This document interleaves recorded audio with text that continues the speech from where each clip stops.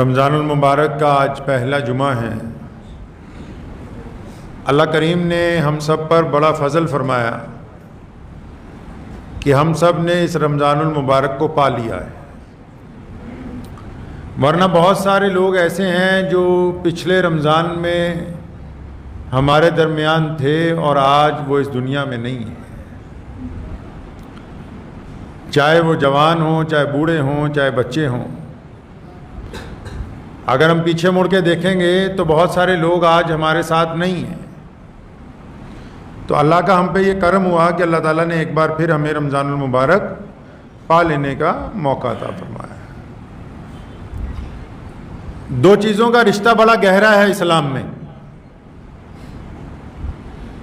جوڑیاں ہوتی ہیں نا، دوستوں میں بھی جوڑیاں ہوتی ہیں، میاں بیوی کی بھی جوڑی ہوتی ہے، کاروباری لوگوں کی جوڑیاں ہوتی ہیں، دیندار لوگوں کی جوڑیاں ہوتی ہیں۔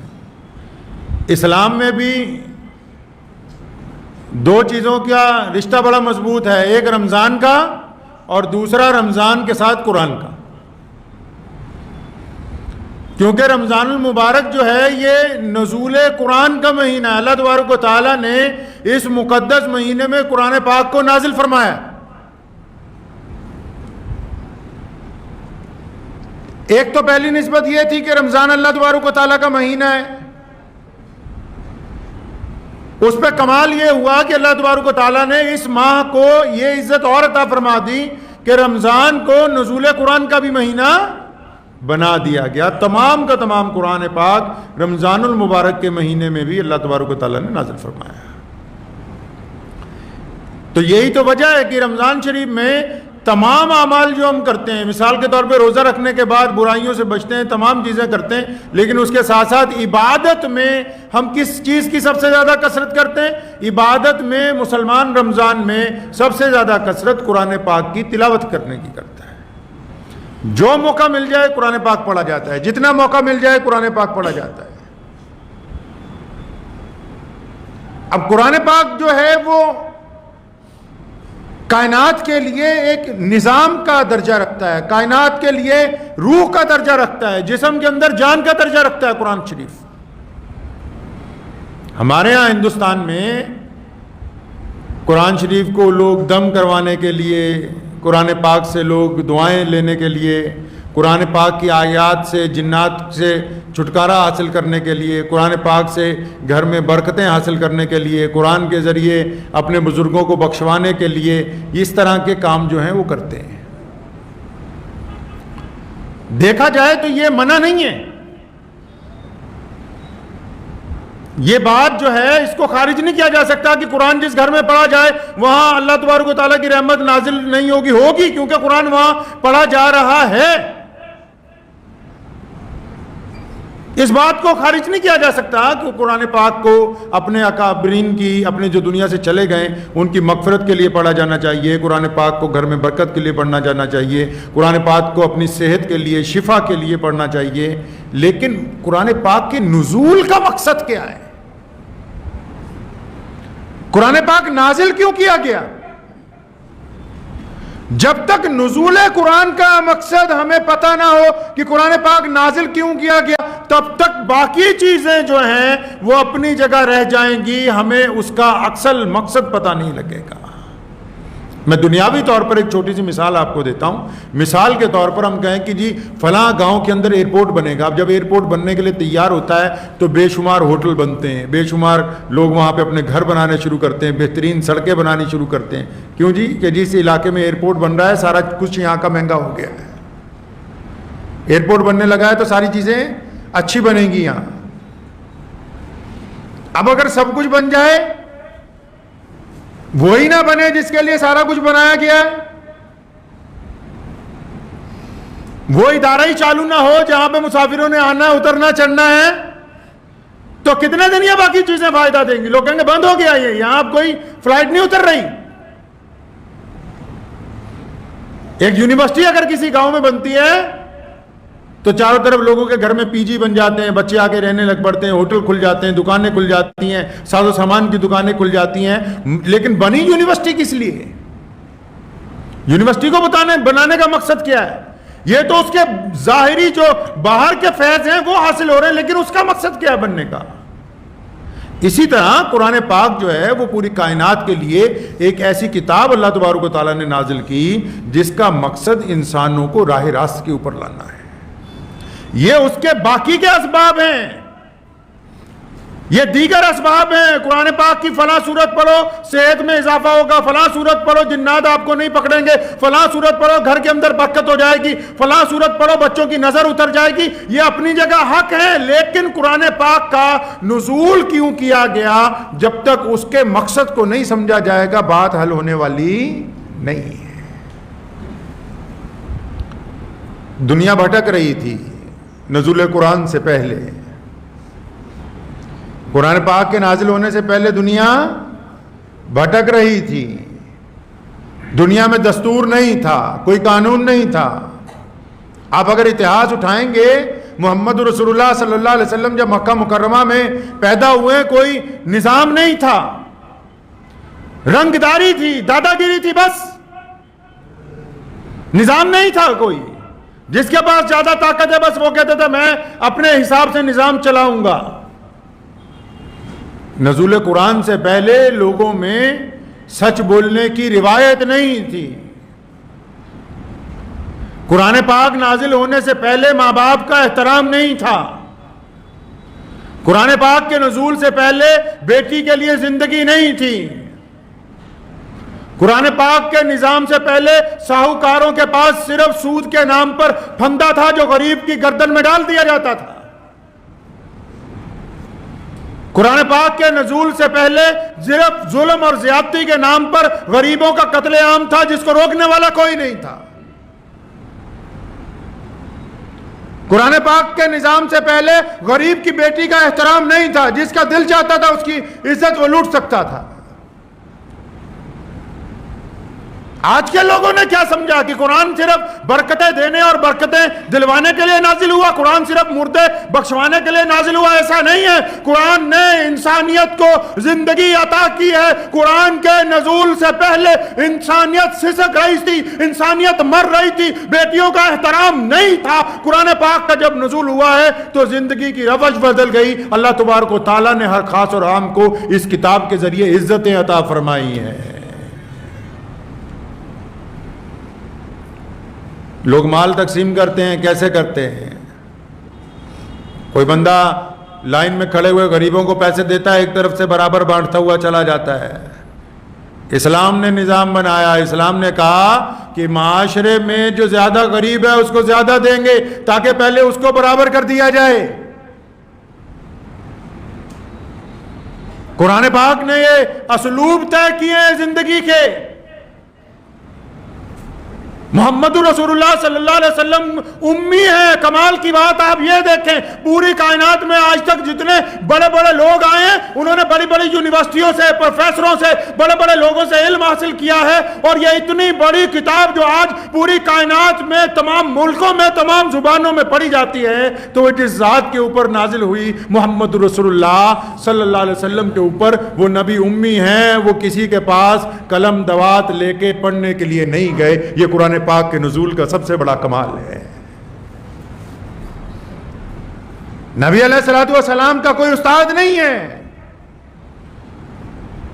حضور نبی علیہ الصلوۃ والسلام کسی مدرسے میں کسی کے پاس پڑھنے نہیں گئے۔ اللہ تبارک و تعالیٰ نے اپنے نبی کو خود علم عطا فرمایا اور پھر ایسی کتاب عطا کی، ایسی کتاب عطا کی کہ 1450 سال میں اس کتاب کے اوپر اب تک کئی لاکھ کتابیں، اگر میں کہوں یہ لفظ بھی کم ہوگا، 1450 سال میں اب تک کئی لاکھ کتابیں اس قرآن پاک کو سمجھنے کے لیے، اس قرآن پاک کو دیکھنے کے لیے، اس کے رموز کو سمجھنے کے لیے، اس کی باتوں کو سمجھنے کے لیے، اس کے کلام کو سمجھانے کے لیے اب تک لکھی جا چکی ہیں، لیکن ابھی تک پیاس بجھی نہیں ہے۔ قرآن پاک کا کمال یہ ہے کہ قرآن جب کوئی پڑھتا ہے، اگر کوئی دشمن بھی پڑھتا ہے وہ دوست بن جاتا ہے۔ اب تک کی تاریخ دنیا کی کہتی ہے قرآن پاک کو جن دشمنوں نے بھی پڑھا وہ دوستی پر مجبور ہو گئے، جنہوں نے یہ سمجھ کے قرآن کو پڑھا کہ نعوذ باللہ قرآن آتنک کی بات کرتا ہے، جنہوں نے یہ سمجھ کے پڑھا کہ قرآن نے کسی کو مارنے کی بات کی، اور تو جب انہوں نے قرآن پڑھا تو ان کو یہ بات سمجھ آ گئی کہ قرآن آتنکواد کو ختم کرنے کی بات کر رہا ہے، قرآن ظلم و ستم زیادتی کی مخالفت کی بات کرتا ہے۔ آج مسلمانوں نے قرآن پاک پڑھنا چھوڑ دیا۔ آپ بھی اگر آج بھی قرآن شریف اٹھا لیں گے، ابھی اگر آپ ترجمے کے لے کے اور تفسیر لے کے قرآن پاک پڑھیں گے تو میرا یہ ذاتی تجربہ ہے، اور میں آپ کو دعوے کے ساتھ یہ بات کہتا ہوں کہ جب آپ قرآن پاک پڑھنا شروع کریں گے پہلے پارہ سے، تو آپ کو کچھ دنوں میں، کچھ گھنٹوں میں، جو بھی آپ کی پڑھنے کی رفتار ہے، آپ کو یہ محسوس ہوگا کہ یہ کتاب آج نازل ہوئی ہے۔ یہ قرآن پاک کا کمال ہے۔ ایسا لگے گا آپ کو کہ یہ کتاب آج نازل ہوئی ہے اور میرے لیے اللہ تعالیٰ مجھ سے بات کر رہے ہیں۔ آپ پڑھیں تو صحیح کبھی، آپ کو ایسا محسوس ہوگا کہ قرآن آج نازل ہوا، ابھی نازل ہوا، اور ایسا آپ کو لگے گا کہ قرآن پاک آپ سے باتیں کر رہا ہے۔ وہ آپ کے دل کی باتوں کو جانتا ہے، وہ آپ کی نبض کو پہچانتا ہے، وہ آپ کی تکلیف کو محسوس کرتا ہے، وہ اس کے پاس اس کا حل موجود ہے، لیکن یہ بدقسمت قوم پڑھنے کے لیے تیار نہیں ہے۔ جن کے پاس ایسا نظام قرآن پاک کی شکل کے اندر موجود ہو جو گرتے ہوئے بندے کو اٹھا کے کھڑا کر دے، جو برباد کاروبار کو بلندیوں پر لے کے چلا جائے، جو گھر کے اندر فتنوں و فساد کو محبتوں کے اندر تبدیل کر دے، جو معاشرے کی گندگی کو بالکل پاکی کے اندر تبدیل کر دے، جن کے پاس ایسی بہترین کتاب ہو پڑھنے کے لیے تیار نہ ہو، تو اس سے بڑی افسوس کی بات اور کیا ہو سکتی ہے۔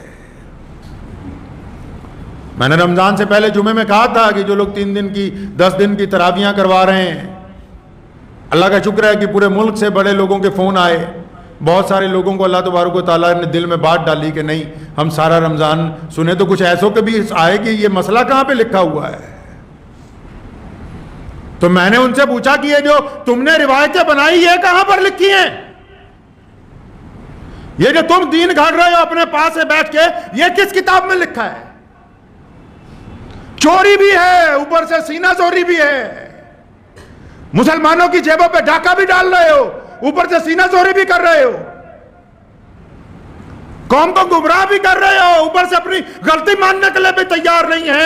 ایسے ہی لوگوں کے لیے کہا گیا، اللہ کے نبی حضرت محمد رسول اللہ صلی اللہ علیہ وسلم کہیں ٹہل رہے تھے تو کچھ کبوتر گندگی کھا رہے تھے، ان کے پروں پہ قرآن لکھا تھا، صحابہ کرام دیکھے تو تڑپ گئے، اللہ کے نبی علیہ السلام کو فرمایا یا رسول اللہ ان پرندوں کو دیکھیں یہ گندی چیز کھا رہے ہیں، ان کے پروں پہ قرآن لکھا ہے۔ فرمایا نہیں، یہ تمہیں دکھانے کے لیے ہے کہ ایک وقت ایسا آئے گا ایسے لوگ بھی ممبروں کے اوپر بیٹھیں گے جن کے اندر گندگی ہوگی اور یہ گند کھاتے ہوں گے، لیکن لوگوں کو یہ کہتے ہوں گے کہ ہم قرآن کی بات کر رہے ہیں تمہارے ساتھ۔ عروج سے بحر و بر نہ ہوگی کبھی حیات منافقانہ، علامہ عامر عثمانی نے کہا نا، عروج سے بحر و بر نہ ہوگی کبھی حیات منافقانہ، زبان پہ اسلام کا وظیفہ مگر خیالات کافرانہ، ہماری ذلت کی انتہا کیا، ہماری پستی کا کیا ٹھکانہ، گناہ تو پھر گناہ ٹھہرے، عبادتیں بھی مجرمانہ۔ نعرہ تکبیر، نعرہ تکبیر، ختم نبوت، ختم نبوت، نعرہ تکبیر۔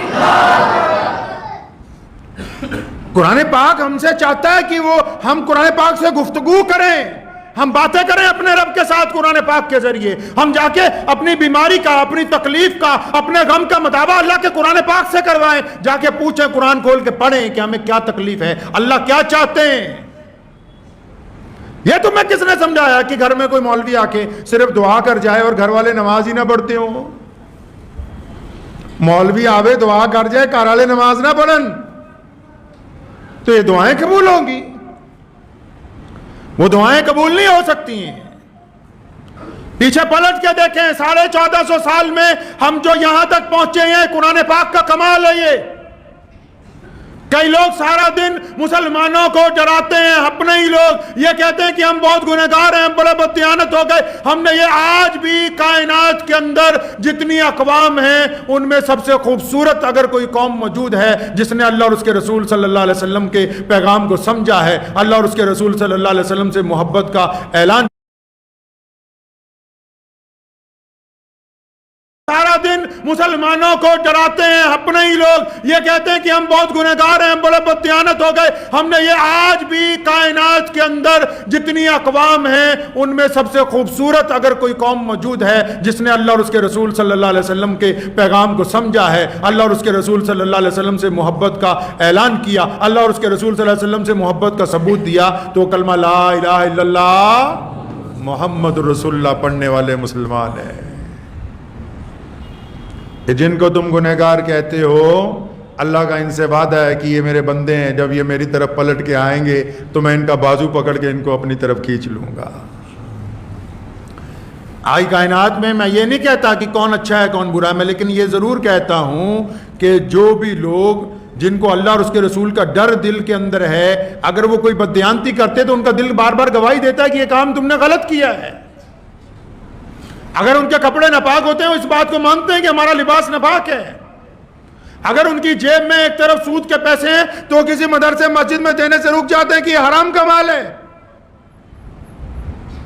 वो रोजा रखने के बाद दूसरों की बेटी को देख के अपनी आंखें झुका लेते हैं, ये अल्लाह के महबूब बंदे हैं। जो रोजा रखने के बाद किसी पर नाराज नहीं होते, अल्लाह की रजा के लिए दूसरे की गलती को माफ करते हैं, ये अल्लाह के पसंदीदा लोग हैं। अल्लाह तबारक व तआला ने इनको नवाजा है, बेहतरीन अल्लाह तबारक व तआला ने अपना महीना अता किया, और इस महीने में कमाल यह है कि सारा दिन इधर उधर भटकने वाले लोग, सारा साल इधर उधर भटकने वाले लोग कसरत के साथ अपने रब की तरफ पलट आते हैं, रात को मस्जिदें नमाजियों से पुर हो जाती हैं। तो इसको ये समझना चाहिए कि अल्लाह की रहमत इन लोगों के साथ मौजूद है।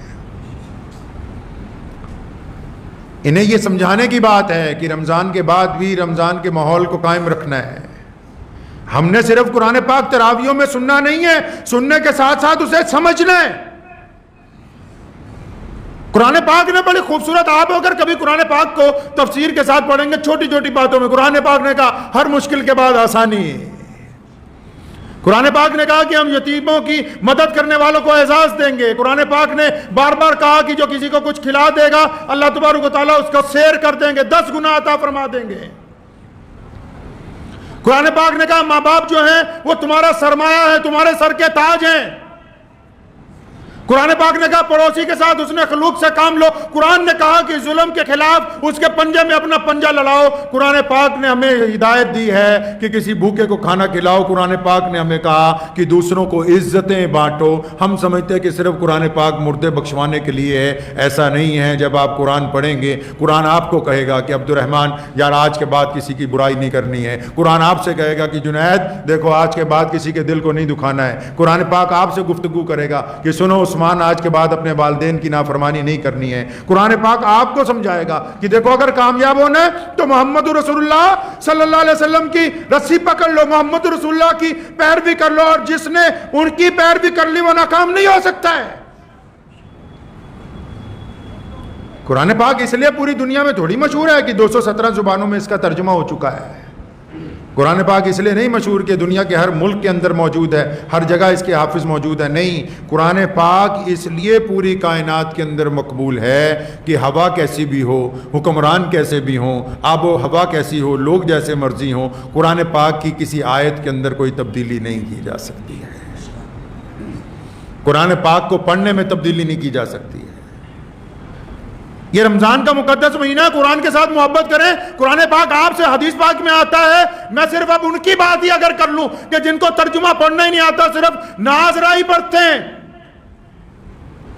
हदीस शरीफ में आता है बंदा जब मर जाता है, कब्र के अंदर जाता है, हिसाब किताब होने लगता है, फरिश्ते आते हैं जो सख्ती करना चाहते हैं, और जो बंदा कुरान पढ़ने वाला होता है कुरान पाक सामने आके खड़ा हो जाता है, रुक जाओ ये बंदा मुझे पढ़ता था, मैं नहीं इसके साथ तुम्हें टकरने दूंगा। अपने पढ़ने वाले की हिफाजत कुरान पाक कब्र के अंदर करता है। मैदान हशर में अल्लाह तबारक व तआला के हुजूर सिफारिश करेगा, नबी अलैहिस्सलातु वस्सलाम की बारगाह में गवाह बन के खड़ा होगा। कुरान पाक को अपना साथी बनाए। ये अल्लाह तबारक व तआला की वो मुकद्दस किताब है कि जिसने इसे अपनाया है वो इसे फिर छोड़ नहीं सका, और जो कुरान पाक का हो गया अल्लाह तबारक व तआला की तमाम मदद उसके लिए हो गई। आप तारीख उठा लें कुरान शरीफ की, जितने बड़े बड़े गैर मुस्लिम फिलोसफर हैं या बड़े बड़े लिखने वाले हैं, PhD स्कॉलर्स हैं, جنہوں نے اس نیت سے قرآن پاک کو پڑھا کہ نعوذ باللہ قرآن پاک میں جہاد کا ذکر ہے، قرآن پاک کسی کو مارنے کی بات کرتا ہے، ان کو مجبوراً قرآن پاک پڑھنے کے بعد یہ اپنی زبان سے کہنا پڑا کہ دنیا میں اگر آتنکواد کے خلاف کوئی کتاب سیدھے طور پر بولتی ہے تو وہ قرآن پاک ہے۔ قرآن شریف کی اگر میں صفات گنانے لگوں گا تو ساری زندگی گزر جائے گی، مکمل نہیں ہوں گی، لیکن میں صرف ان کی بات کرتا ہوں جنہوں نے قرآن شریف کو پڑھا اس نیت سے کہ نعوذ باللہ اس کی مخالفت کرنی ہے، ان کو قرآن سے دوستی کرنی پڑی ہے۔ مجھے ایک صاحب نے پوچھا، وقت بھی ہو گیا لیکن مختصر سی ایک بات آپ کو بڑی قیمتی بتاؤں، مجھے ایک صاحب نے پوچھا کہ کیا قرآن شریف میں، غیر مسلم دوست تھے، کہ قرآن شریف میں طلاق کا ذکر ہے؟ میں نے کہا بالکل ہے۔ تو انہوں نے کہا کہ جو ہمارے مذہب کی مقدس کتابیں ہیں ان میں نہیں ہیں۔ تو میں نے کہا اللہ تبارک و تعالیٰ نے قرآن پاک میں جو طلاق کا ذکر کیا، طلاق کا حکم دیا، اسلام نے طلاق کو بھی رحمت بنا کر ڈالا ہے۔ اس میں کیا بنا کے ڈالا جی؟ تم مانتے ہو کہ محلے میں لڑکا بڑا بدماش ہے، شرابی ہے، یہ ہے وہ، لڑکی پھنس گئی، لڑکی پھنس گئی، آپ مانتے ہیں اس بات کو؟ دنیا کے باقی قانون کہتے ہیں کہ نہیں، شادی ہو گئی اب تو دونوں جو قیامت تک اکٹھے رہیں گے، جنازہ ہی اٹھے گا۔ اسلام نے کہا نہیں، اگر شادی ہو گئی، غلط ہو گئی، لڑکا بہت دکھی ہے، لڑکی بہت دکھی ہے، تو کیا ان کو موقع نہیں دینا چاہیے کہ نئی زندگی شروع کر لیں؟ قرآن پاک کے اسلوب کو کوئی جلدی سمجھ نہیں سکتا ہے۔ قرآن پاک نے ایک جگہ کہا کہ اللہ نے فرمایا جاہلوں سے بحث نہ کرو۔ آپ بھی اکثر کہہ دیتے ہیں کہ یار جاہل ہے، میں اس سے بحث نہیں کروں گا، لیکن اگر آپ قرآن کی زبان کو پوچھیں گے، قرآن نے کہا کہ جاہلوں سے بحث نہ کرو۔ آپ جاہل کس کو کہتے ہیں؟ آپ کہتے ہیں جاہل جس کو پڑھنا لکھنا نہیں آتا، جس کو بولنے کا ڈھنگ نہیں ہے، جس کو کپڑے پہننے کا ڈھنگ نہیں ہے، جس کو رہنے سہنے کا طریقہ نہیں ہے، جس کو اٹھنا بیٹھنا نہیں آتا۔ آپ بولتے بھی گوار وہ بندہ ہے جس کو کوئی ڈھنگ نہیں ہے، آپ اسی کو گوار کہتے ہیں نا۔ تو قرآن پاک نے گوار کس کو کہا؟ اگر آپ اللہ تبارک و تعالیٰ کی گفتگو دیکھیں گے، وہ انسانوں سے بالاتر ہے۔ جب تک اس کو پڑھیں گے نہیں سمجھ نہیں سکتے ہیں۔ لوگ کہتے ہیں کہ گوار آدمی سے بات نہیں کرنی، قرآن نے بھی کہا کہ جاہلوں سے بات، گواروں سے بات بحث نہ کرو۔ لیکن آپ قرآن سے پوچھیں کہ اللہ جی جاہل کون ہے، تو قرآن میں اسی آیت کے ساتھ لکھا گیا کہ تم جسے جاہل سمجھتے ہو، جو کم پڑھا لکھا ہے، جس کے کپڑے گندے ہیں، جس کو بولنا نہیں آتا، وہ گوار نہیں ہے۔ قرآن کہتا ہے گوار وہ ہے جس نے بڑھیا کپڑے پہنے ہوئے ہیں، جس کے سر پہ بڑھیا دستار ہے، جو بڑھیا داڑھی رکھتا ہے، جو بڑھیا کپڑے پہنتا ہے، بڑھیا جس نے کتابیں پڑھی ہوئی ہیں۔ اتنا کچھ ہونے کے باوجود اپنی غلط بات کو منوانے کے لیے پنچایت میں اڑ جاتا ہے۔ قرآن کہتا ہے کہ یہ جاہل ہے۔ قرآن کہتا ہے بڑھیا بندہ غلط بات منوانے کے لیے اڑ گیا اپنی، یہ جاہل ہے۔ فرمایا بھی سے بحث نہیں کرنی جاہلوں کے ساتھ۔ قرآن پاک کے اسلوب بڑا خوبصورت ہیں۔ قرآن پاک نے یتیم کو عزت دینے کی بات کی ہے، ورنہ لوگ یتیم کو کپڑا، روٹی، مکان دینے کی بات کرتے ہیں۔ قرآن پاک نے عزت دینے کی بات کی، فرمایا یتیموں کو تکریم دے دو۔ تکریم دینے سے کیا ہوگا؟ کہنا اچھا یتیموں کو جب عزت دو گے تو ظاہر سی بات ہے گھر میں بٹھا کے روٹی بھی دو گے، پیسے بھی دو گے، کپڑے بھی دو گے، لیکن دنیا کے سامنے اس کو عزت ضرور دو گے۔ آج صبح کی بات ہے، مجھے واٹس ایپ پہ ایک مولانا صاحب کا میسج آیا، انہوں نے مجھے کچھ تصویریں بھیجیں اور ساتھ میں وائس میسج تھا کہ فلاحی تنظیم کی طرف سے یہ رمضان کٹ جو ہے اتنی بیوہ عورتوں کو بانٹی گئی ہے۔ آپ یقین مانیں کہ مجھے روزے کی حالت میں جتنا افسوس اس میسج کے اوپر ہوا اتنا کسی پہ ہوا ہی کوئی نہیں۔ چور چوری کرے تو سمجھ آتی ہے، چور چوری کرے سمجھ آ جائے گی، پولیس والا چوری کرے تو سمجھ آئے گی۔ چور کے چوری کے اوپر ایک مقدمہ ہوتا ہے، اور اگر کوئی چوری کو پکڑنے والا بندہ چوری کر لے تو دو مقدمے ہوتے ہیں، ایک چوری کا، دوسرا محکمے کی طرف سے ہوتا ہے کہ بھائی تمہیں تو اسی لیے بٹھایا گیا تھا کہ چوروں کو پکڑنا ہے، تو تم کیسے لگ گئے؟ تو دو مقدمے ہوتے ہیں۔ نبی علیہ السلام نے کہا ایک ہاتھ سے دو، دوسرے کو پتہ نہ لگے. اگر کوئی جاہل کسی کو آٹے کی تھیلی پکڑا کے فوٹو کھنچوا لے تو سمجھ آ جاتی ہے. کوئی مولوی کسی کو رمضان کی کٹ پکڑا کے کسی بیوہ کی تصویریں اتار کے سوشل میڈیا پہ ڈالے کہ لوگ مجھے چندہ دیں گے تو ایسے چور کی سمجھ نہیں آتی. پھر جو لوگ قرآن پاک کے اسلوب کو بگاڑنا چاہتے ہیں, چاہے وہ کسی عہدے پر کسی مسند کے اوپر جا کر کیوں نہ بیٹھ جائیں, یا جس مقام پر جا کے محمد رسول اللہ کے کسی دستور کو بدلنے کی کوشش کریں گے, اسی مقام سے ان کو نیچے گرنا پڑے گا. کیونکہ محمد رسول اللہ نے اسلام کی شکل میں انسانیت کو دستور عطا کیا ہے, سرمایہ داروں کی شکل میں غریبوں کے اوپر ظلم کا کوئی قانون نہیں بنا کے دیا ہے. پوری دنیا میں آج سب سے زیادہ زکوٰۃ کون دیتا ہے پتہ ہے آپ کو؟ مسلمان دیتے ہیں. پوری دنیا میں سب سے زیادہ غریبوں کو رقم کون بانٹتا ہے؟ مسلمان بانٹتے ہیں. پوری دنیا میں سب سے زیادہ بڑی این جی اوز کس کی ہیں؟ مسلمانوں کے پاس ہیں. پوری دنیا میں سب سے زیادہ بہترین ہاسپٹلٹی مسلمانوں نے قائم کی ہے. پوری دنیا کے غیر مسلم ممالک کے اندر سب سے زیادہ خرد و نوش کا سامان مسلمان بیچتے ہیں, اور اس کے باوجود کسی کے آگے کوئی تصویر نہیں. کیوں؟ تاکہ بھیجنے والا یہ نہیں چاہتا کہ دینے والے کی بے عزتی ہو جائے. کوئی مولوی بھی ہو رمضان کی کٹ بنا کے کسی کے ہاتھ میں پکڑا دے اور اس بیوہ کی بے عزتی, اگر اس بیوہ کی جگہ ہماری بہن یا ہماری بیوی کھڑی ہو تو پھر یہ تصویر جائے گی آگے. یہ ان لوگوں کو بھی کہتا ہوں جنہیں شوق ہے کہ رمضان میں ہم کچھ دیں گے تو ہمارا نام ہو جائے. اگر نام لکھوانا ہے تو اللہ کے رجسٹر میں لکھوا لیں. اگر آپ کو نام لکھوانا ہے اللہ کے رجسٹر میں لکھوا لیجئے, اور وہ ایسا رجسٹر ہے جس کے پنوں کو کبھی دیمک نہیں لگے گی. جب آپ ہزاروں سال بعد میدان محشر میں کھڑے ہوں گے تب بھی نکال کے سامنے رکھ دیا جائے گا کہ فلاں بندے نے اللہ کی رضا کے لیے. کس کی رضا کے لیے؟ اللہ کی رضا کے لیے فلاں غریب کی عزت کی تھی, فلاں غریب کی مدد کی تھی. اللہ تعالیٰ اس کا نعم البدل عطا. تو رمضان میں اس بات سے بچنا ہے. بانٹنا خوب ہے, بچنا اس بات سے ہے کہ غریب کی بے عزتی نہ ہو جائے. ہاں آپ کو سامان بانٹنا ہے, آپ صرف سامان کی تصویریں اتارتے, لوگوں کو کہتے کہ ہم یہ کٹیں بانٹنے لگے.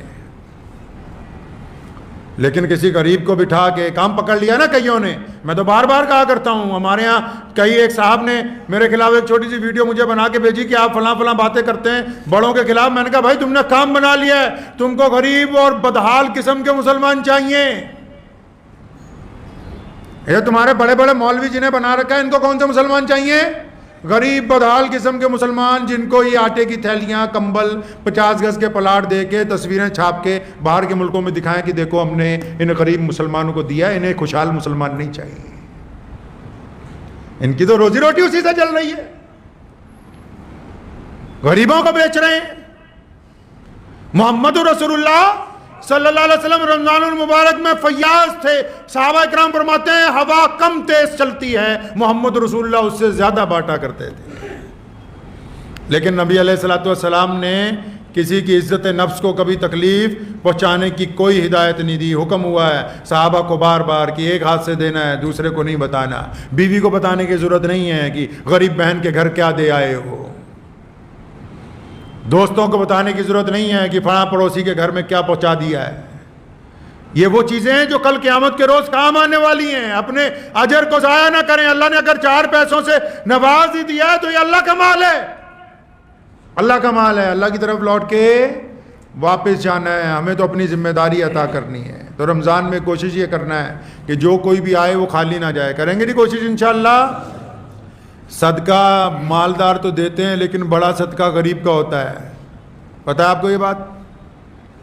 کوئی بندہ لاکھ روپے دے دے تو کوئی کمال کی بات نہیں ہے. مزدور اپنی مزدوری میں سے کسی کو 10 روپے دے دے, یہ کمال کی بات ہے. مالاں والے سخی نہیں ہوندے, سخیاں کول مال نہیں ہوندے.